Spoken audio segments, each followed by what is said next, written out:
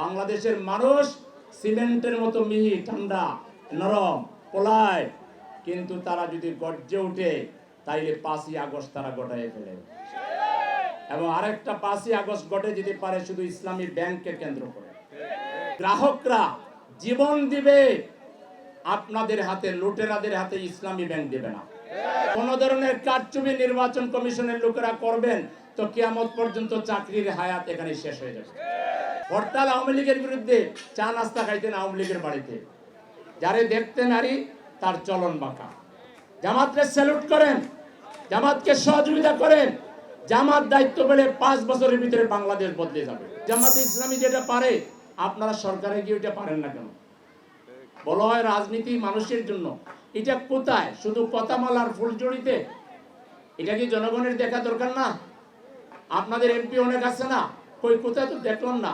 একটা হামের আপনারা প্রজেকশন করেছেন, কোন এক জায়গায় একটা আপনারা ক্যাম্প করে মানুষকে সতর্ক করেছেন, একটা জায়গায় তো দেখলাম না।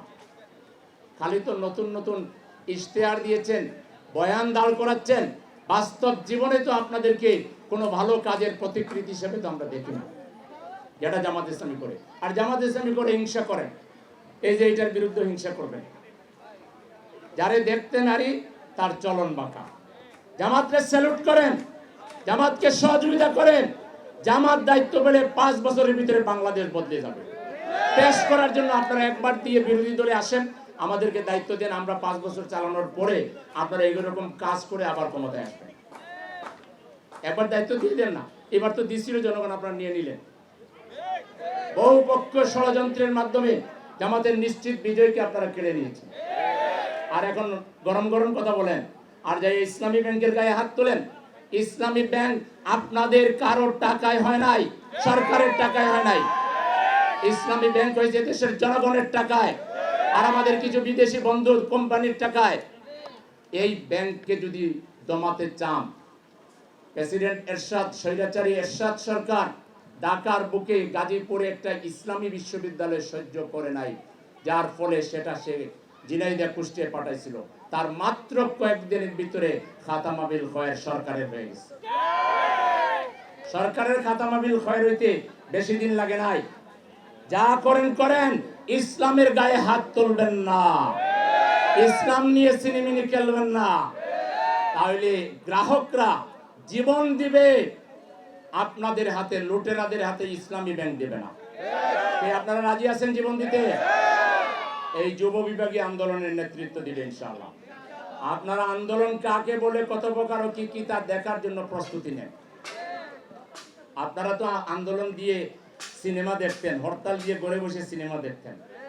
আপনারা হরতাল দিয়ে বিভিন্ন বন্ধু বান্ধব আওয়ামী লীগের বাড়িতে যাইয়া হরতাল পালন করতেন। হরতাল আওয়ামী লীগের বিরুদ্ধে, চা নাস্তা খাইতেন আওয়ামী লীগের বাড়িতে। আর জটিকা মিছিল করতেন, ওসিকে ম্যানেজ করে 10 মিনিটের মিছিল ম্যানেজ করতেন। ওই আন্দোলন আমরা করব না। আন্দোলন কাকে বলে, কত প্রকার কি কি, শুধু ইসলামী ব্যাংকের গ্রাহকরাই আপনাদেরকে এটা দেখিয়ে দিবে ইনশাআল্লাহ। সময় থাকতে এই বিপজ্জনক রাস্তা ছেড়ে সঠিক পথে আসে। এটাও পরিবেশের একটা বিরাট লঙ্ঘন, রাজনৈতিক পরিবেশের লঙ্ঘন। রাজনৈতিক পরিবেশ ঠিক রাখার জন্য মাননীয় প্রধানমন্ত্রী, আপনার দায়িত্ব সবচেয়ে বেশি। আপনার আশপাশে যারা, আপনার সাথে যারা তেল মারতেছে, এই তেলবাজরা বাংলাদেশের রাজনীতি জানে না।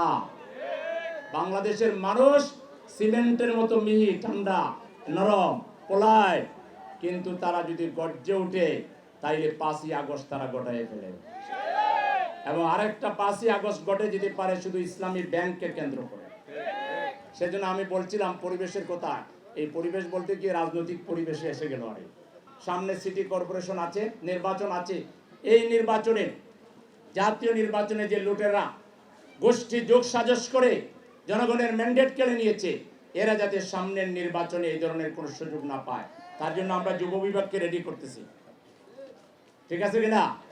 এক যুব বিভাগে আল্লাহ চাইতো বাঁশের লাঠি নিয়ে রেডি থাকবে। কোন মাস্তান তন্ত্র এই ঢাকা সিটিতে চলবে না। কোন ধরনের কারচুপি নির্বাচন কমিশনের লোকেরা করবেন তো কিয়ামত পর্যন্ত চাকরির হায়াত এখানে শেষ হয়ে যাবে। এখানে কোন ধরনের 2 নম্বরে নির্বাচন কমিশনের প্রধানকে আমি সেদিন এক অনুষ্ঠানে পেয়েছিলাম আমেরিকান ন্যাশনাল ডেতে। তা হাত মিলাই বললো আপনার খবর কি? আমরা খবর খারাপ, আপনি তো ভোটটা জুড়ে নিয়ে নিলেন। আর বললাম সামনে আমি সিটিতে আসতেছি, আপনার লোকজন যেন দ্বিতীয় দফায় এই কাজ না করে, তাইলে কিন্তু খবর হয়ে যাবে। তো এটা জানাই দিছি একেবারে সশরীরে, এবং এখন মিডিয়ার মাধ্যমে জানাই দিলাম, আগামী নির্বাচন নিয়ে কোনো কাজ যদি কোনো কারচুপি কোনো ধরনের যোগ সাজসে ষড়যন্ত্র করার চেষ্টা করা হয়, তাহলে কারবালার মতো পরিস্থিতি ঢাকায় ঘটায় যাবে।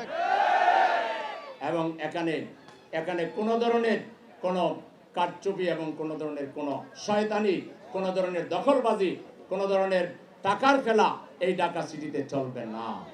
ভোট হইতে হবে নিরপেক্ষ।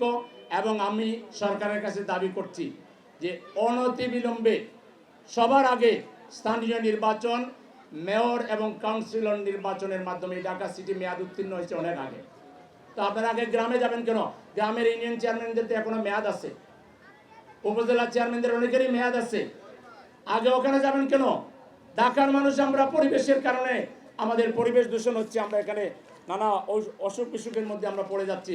এজন্য সবার আগে ঢাকা সিটি 2টাতে নির্বাচন দিতে হবে।